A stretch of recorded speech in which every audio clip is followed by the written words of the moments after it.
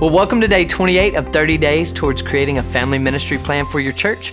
My name's Tommy, and of course we're with Ron Hunter, who's the author of this book, The DNA of D6.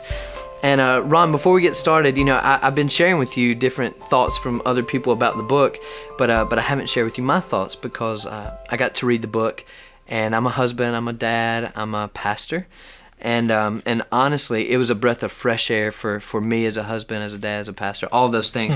It made me realize we need to help the home become a discipleship center in a way that it hasn't been, and for us to push past status quo. Exactly. And so anyway, I just personally even want to say thank you for the resource. And honestly, I know a lot of ministry leaders would say the same thing. They would echo it as well. So before we get started, just to set it up, we've talked about the what.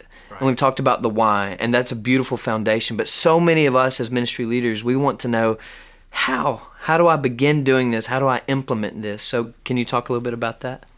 The most frustrating part of leadership is when we read a book or attend a conference and we know exactly what our church needs or exactly what our families in our church need, and we don't know how to get them to buy in and implement this significant change. There's a whole chapter at the end of the DNA of D6 that helps walk leaders through that process of change. And I kind of look at it as a bonus chapter because leading people through change is painful. It's painful for the people, it's painful for the leader. And Dr. Henry Cloud said that we will change our behavior when the pain of staying the same is greater than the pain of changing. The problem is when we finally get ready to change, sometimes the complexity of our organization gets to the point that our resources are diminished or we don't have the capacity to make that change as if we'd have made it earlier. Yeah. And I would love to see our pastors really grapple with how to engage groups of people who don't want to change and help them walk through a significant collective direction that they need to go. That's called leadership, by the way. Management means everything's going well. I want to manage it, make sure it doesn't fall apart. Leadership says, hey, there's a group of people going the wrong direction. I need to inspire them, help them see and buy in, and collectively work passionately towards that new set of goals. When we look at history, we see people like Gandhi. We see our founding fathers for America. We see Wilberforce, we see Martin Luther King.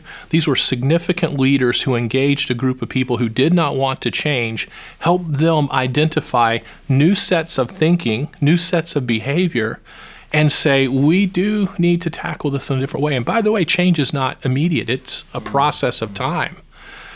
And so over the next 2 days, we're going to dive deeper into this change process. I would just simply encourage the pastors out there, read about some of these other leaders, dive a little deeper in this chapter, wrestle with the words compliance versus collaboration, and recognize that our job is to read and then help people process it. It took us a while to crock-pot it. They're not going to microwave it quickly. Yeah.